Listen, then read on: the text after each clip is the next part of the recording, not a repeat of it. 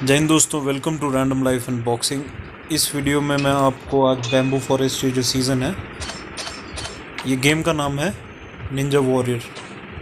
तो आपको इसके बारे में बताऊंगा और सजेस्ट कर रहा हूँ ये खेलने के लिए आपको, इसीलिए क्योंकि इस टाइप की गेम्स जब आप खेलेंगे तो आपका फोकस लेवल इम्प्रूव होता है और आप ना ही फोकस के साथ बल्कि आपके जो रिएक्शन टाइमिंग है, क्योंकि यहाँ पे सडन ट्रैप्स आते हैं और जिस तरीके की ये गेम की मेकिंग है, तो आपका ब्रेन जो है एक इंटेंसिव मोड में जाता है।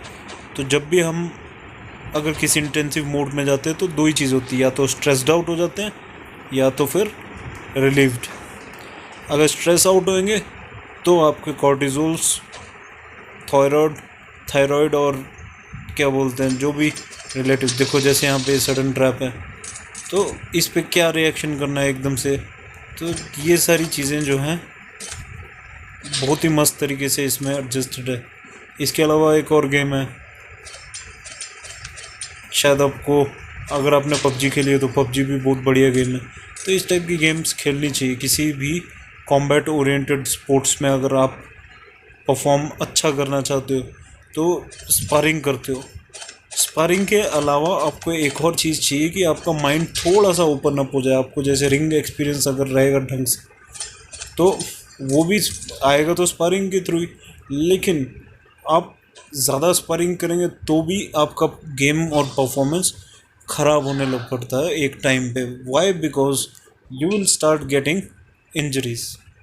और भले ही छोटा छोटा दिमाग पे आपके जो पंच पड़ेगा या फिर whenever you get a punch connected to your face, तो आपका ब्रेन शेक होता है। तो हमारे जैसे जॉइंट्स के बीच में लिक्विड जो है साइनोवेल बोलते हैं, वैसे ही अपने सेरेब्रम के बीच में सेरेब्रम मतलब आपका ये जो कपाल है, सिर, खोपड़ी, तो सेरेब्रल फ्लूइड जो है वो आपका रिलीज़ आउट होने लग पड़ता है। रिलीज़ इन द सेंस बहुत छोटे लेवल पे। तो इसके जो साइड इफ़ेक्ट्स हैं वो होते हैं पार्किंसंस। तो इसलिए स्पारिंग भी ज़्यादा नहीं करनी चाहिए और काफ़ी इजी स्पारिंग करनी चाहिए, ये सजेस्ट किया जाता है। तो कुश्ती में भी इंजरीज़ होती हैं, हेड इंजरीज़ होती हैं, ऐसा नहीं है। और जैसे कि आप एमएमए या फिर कुश्ती की बात कर लें अभी तो वहाँ पे होता ये है कि आपको ग्रैपल करने से पहले मानो कोई मूव प्रेडिक्ट करना है कि हाँ भाई मेरे को दो भी पछाड़ देनी है, या फिर मेरे को if I have to go for arm bar और रियर नेकेड चोक, तो मतलब जुजुत्सु भी ले लो, रेसलिंग भी ले लो, तो आपको एक जजमेंट और प्रेडिक्शन चाहिए होता है कुछ भी चीज़ एग्जीक्यूट करने से पहले। तो वैसे ही वही जजमेंट और प्रेडिक्शन इस टाइप की गेम्स को खेलने से आपका इम्प्रोवाइज़ होता है। तो वैसे ही यहाँ पे आपको देखो सडनली कई बार क्या है कि भाई फेक जंप्स करने पड़ती, जंप किया और एकदम से जंप किया, ठीक है, अब मैं आपको एक्सप्लेन करते करते देखो ध्यान नहीं दिया और आउट हो गया। तो यही जो ये है रिएक्शन टाइमिंग के ऊपर। अब मेरी रिएक्शन टाइमिंग थोड़ा अच्छी है वैसे, अब मैं मर गया, आउट हो गया इसमें, वो बात अलग है। एक तो ब्राइटनेस। फिर अब मेन मुद्दा आता है कि भाई कैसे इम्प्रूव करेगी। लॉजिक बता दिए। एक एग्जांपल और देता हूँ मैं आपको, लास्ट एग्जांपल, कि भाई जब आप इंजरी होता है आपको कोई, ठीक है, चोट लगती है, तो मानो फ्रैक्चर हुआ, लिगामेंट टियर हुआ, या फिर मानो कुछ टेंडन टियर हुआ है, तो उस टाइप की इंजरी के टाइम पे आपको डॉक्टर क्या सजेस्ट करता है, देखना। आपको डॉक्टर देगा एक पैराथायरॉयड का डोज और उसके साथ में आपको एक स्टेरॉयडल टाइप डोज देगा कोई। तो दोनों चीज़ें करती क्या है, स्टेरॉयड जो है रिपेयर फंक्शनिंग के लिए करेगा, लेकिन अब जो पैराथायरॉयड क्यों दिया, ताकि वो मेटाबॉलिज्म को बूस्ट करे। तो सेम वही कॉन्सेप्ट है भाई कि आप कुछ भी, जैसे ये पार हो गया ना लेवल, सेम वही कॉन्सेप्ट है जैसे कि आप कुछ भी अगर ब्रेन के ऊपर सोचते हो, थॉट प्रोसेस डालते हो, तो वो आपका brain, like anything which you have to do in real, first you have to think first, because thought brings action. ठीक है, whatever you think you can do, surely you can do if you think, if you, क्योंकि यहाँ पे thought ही आया ना सबसे पहले, think thought, फिर थॉट के बाद में क्या हुआ, beliefs. So if you think then you can believe, if you can believe then you can achieve. ये सिंपल फंडा है, और ये इसका साइंटिफिक एक्सप्लेनेशन भी है साथ में यही, कि भाई अपना ब्रेन जो है आपकी बॉडी को उसी टाइप से प्रिपेयर करता है. अगर जैसे आपने सुना होगा कि जो एक कैमिलियन या फिर इस टाइप के, क्या बोलते हैं उसको यार, मेरे को नहीं पता, सांप की नानी बोलते हैं उसको, ठीक है. I forgot the scientific name of that organism. It's chameleon kind of, ठीक है, गेको जैसा रहता है, तो उसको सांप की नानी बोलते हैं इंडिया में. बड़ी सी छिपकली जैसी होती है, गिरगिट जैसी, ठीक है, तो अलग होती है थोड़ा गिरगिट से. उसको सांप की नानी क्यों बोलते हैं, क्योंकि ऐसा माना जाता था कि इवोल्यूशन, थ्योरी ऑफ इवोल्यूशन को मैं उतना मानता नहीं हूँ, पर फिर भी उसके तहत क्या है कि भाई ट्रांसफॉर्मेशन को मानता हूँ मैं, क्योंकि ट्रांसफॉर्मेशन इज़ पॉसिबल एंड उसका फैक्ट्स और सारा प्रूफ भी हैं, ठीक है. अब आप अगर 100 kg के हैं तो आप ट्रांसफॉर्म हो सकते हो 80 kg में, वर्कआउट करोगे, रनिंग करोगे तो. सेम वैसे ही अगर आपका वेट कम है तो आप वेट लिफ्टिंग करोगे, अच्छे से खाओगे पियोगे, तो आप ट्रांसफॉर्म हो जाओगे एक डिफरेंट पर्सनैलिटी में. आपकी बोन डेंसिटी चेंज होएगी, आपकी मसल्स इम्प्रोवाइज होंगी. अब बोन डेंसिटी और मसल का भी क्या लेना देना है दिमाग के साथ, हर एक चीज़ दिमाग का ही खेल है. और यहाँ पे गेम में आप, अब मैं गेम के प्रमोशन कर रहा हूँ, इसका मतलब ये नहीं कि ये मेरे किसी पहचान वाले ने बनाई है. इट इज़ लाइक कि हाँ भाई इस टाइप की गेम्स, ये ज़रूरी नहीं कि यही खेलो, whatever other game you have where you have to use your brain. यहाँ तक कि कैंडी क्रश भी. तो अब देखा यहाँ पे रिएक्शन टाइमिंग ठीक था, तो उसको मैं इवेड हो गया, ऊपर देखा कुछ भी नहीं है, तो ये प्रेडिक्शन, ठीक है, व्हाट कैन हैपन नेक्स्ट.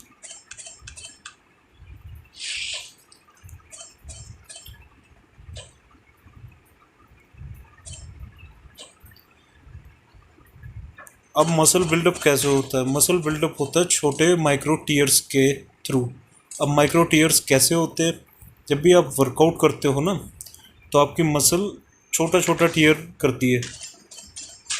तो muscle fibres, in the sense fibres बोले तो धागा, रेशा, कुछ भी. मसल क्या है, मसल भी ऐसी धागे जोड़ जोड़ के जैसे कपड़ा बनता है, तो वैसे ही आपकी मसल भी एक कपड़े की तरह बनती है. और वो कपड़े की 4-5 लेयर एक साथ कर दो तो कपड़े से पैड बन जाता है. तो मसल क्या हुई, एक तरीके से पैड हुआ. और बोन कैसे बनती है, अब देखो सीमेंट है, सीमेंट पाउडर था, ठीक है. अब उस पाउडर को हमने क्या किया, पानी वानी मिलाया, तो वो पानी के साथ रिएक्ट हुआ और उसके बाद में वो सॉलिडिफाई हो गया, तो वो बन गया सीमेंट. तो अपना अपना बोन्स का भी यही चक्कर है, जितना आपकी बॉडी में सल्फेट ग्रुप्स और फॉस्फेट ग्रुप्स अच्छे से बैलेंस में जाएंगे, उतना ही आपकी बोन्स स्ट्रॉन्ग होंगी. वो करेंगी आपकी बोन्स को तभी स्ट्रॉन्ग जब आपका ब्रेन सिक्रेट करेगा. नहीं तो ऐसा होता है कि यार आप खाना खा रहे हो लेकिन आपके शरीर को लग नहीं रहा है, सुना होगा आपने कई बार. तो ये सब चीज़ें इसलिए होती है क्योंकि आपका दिमाग पर्टिकुलर केमिकल्स रिलीज़ नहीं कर रहा है. उन केमिकल्स को अपन लोग क्या बोलते हैं, hormones. So these physiological chemicals बोल दो, फिजियोलॉजिकल या फिर कुछ भी बोल लो आप, बायोकेमिकल्स.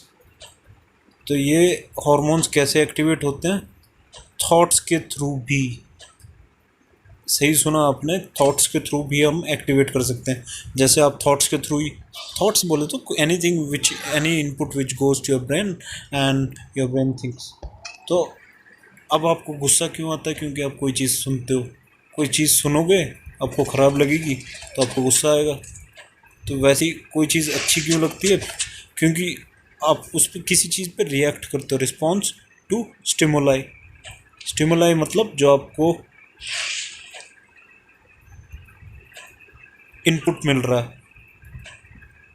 अब जैसे यहाँ पे मेरा भी फोकस यहाँ पे थोड़ा ज़्यादा किया मैंने, तो मैंने आपसे बोलते बोलते पॉज ले लिया.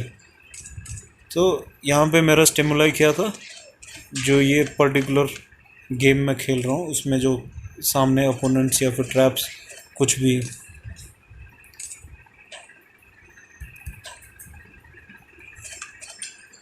तो रिस्पॉन्स टू स्टिमुलाई का यही है, किसी भी चीज़ पे आप किसी स्टिमुलाई मतलब कोई रीज़न जिसके आप रिएक्ट करोगे, रिएक्ट करना हो गया आपका रिस्पॉन्स। तो आपकी बोन्स के ऊपर आता हूँ वापस कि दिमाग कैसे, अब दिमाग सिग्नल जनरेट कर रहा है जब आप पंचिंग बैग को हिट करते हो या वेट लिफ्ट करते हो कि हाँ भाई कुछ इंटेंसिव हमारा शरीर कर रहा है, तो अभी हमारे को ज़रूरत है पंप अप होने की, स्ट्रॉन्ग अप होने की।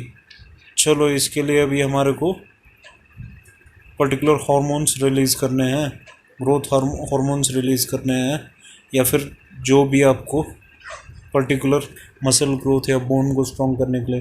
अब बोन को स्ट्रॉन्ग करना है तो आपका थायराइड हो गया, आपका एचजीएच हो गया, टेस्टोस्टेरोन हो गया फॉर मेल्स। तो ये ऐसा नहीं, फीमेल्स में भी like some percentage is there. और इन सब चीज़ों से क्या होता है कि भाई आप नेक्स्ट लेवल रिकवरी पे जाते हो।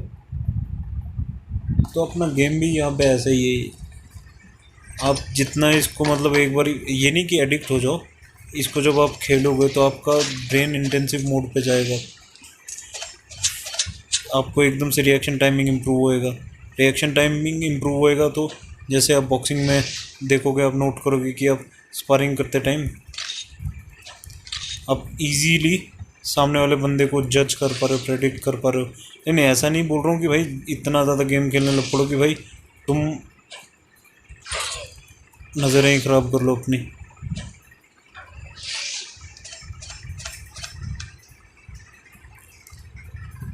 Everything is in a limit, चाहे आप कुछ भी वर्कआउट से लेके रेस्ट से लेके, रेस्ट ज़्यादा करोगे तो मोटे हो जाओगे, वर्कआउट ज़्यादा करोगे तो सूख जाओगे। तो हर एक चीज़ का अपना एक बैलेंस है। तो जो नेचर का बैलेंस है उसको आपने ठीक रखना है।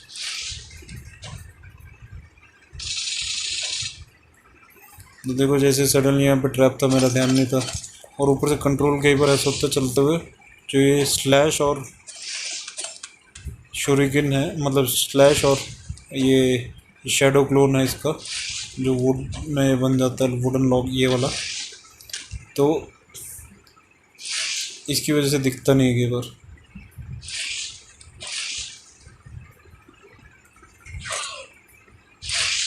अब यहाँ पे भी नीचे एक सीक्रेट एरिया है, तो क्या पता यहाँ पे स्क्रॉल हो। अबे तेरी, इसे बोलते हैं सुसाइड करना। ठीक है,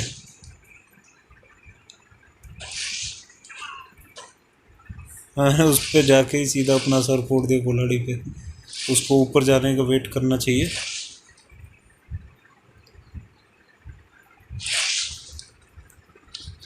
और मैंने सीधा ही जंप मार दिया। अभी ये जब तक यहाँ पे है मेरे सिर से टकरा सकती है। इसमें एक चीज़ ख़राब लगती है, थोड़ा सा इम्प्रैक्टिकल है कि भाई चलते चलते उससे टकरा रहा है, तो झुकने का ऑप्शन वगैरह, वो मजाक कर रहा हो। इतना रियलिस्टिक गेम बनाना बहुत मुश्किल होएगा, कंट्रोल्स भी ज़्यादा चाहिए, स्पेशली मोबाइल लेवल पे। हाँ जेस्चर्स कई बार ना इसका ये जो कंट्रोल है मेरे से भी छूट जाते हैं। अगर आपसे भी छूटते हैं तो आपको इसका ध्यान रखना पड़ेगा ये गेम में, ठीक है। Sorry for taking more time, okay.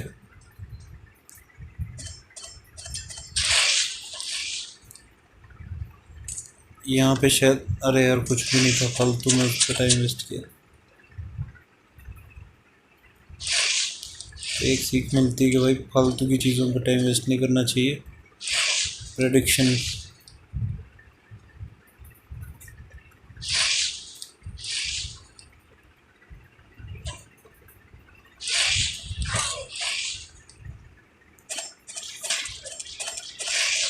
मुझे लगा सारे के सारे एक ही फर्श पे हैं, लेकिन ये एक फर्श नीचे है, कौन सा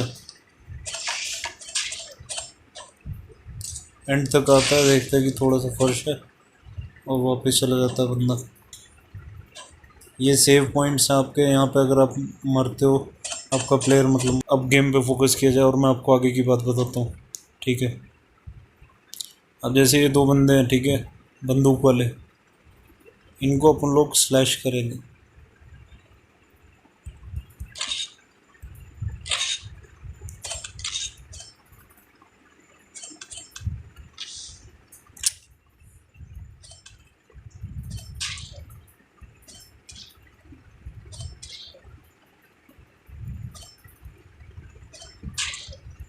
और ये जो ग्रीन कलर की आत्मा जैसी दिख रही है, इसको टच नहीं करना है, पॉइजन है, इसको टच करते ही अपना प्लेयर खल्लास हो जाएगा।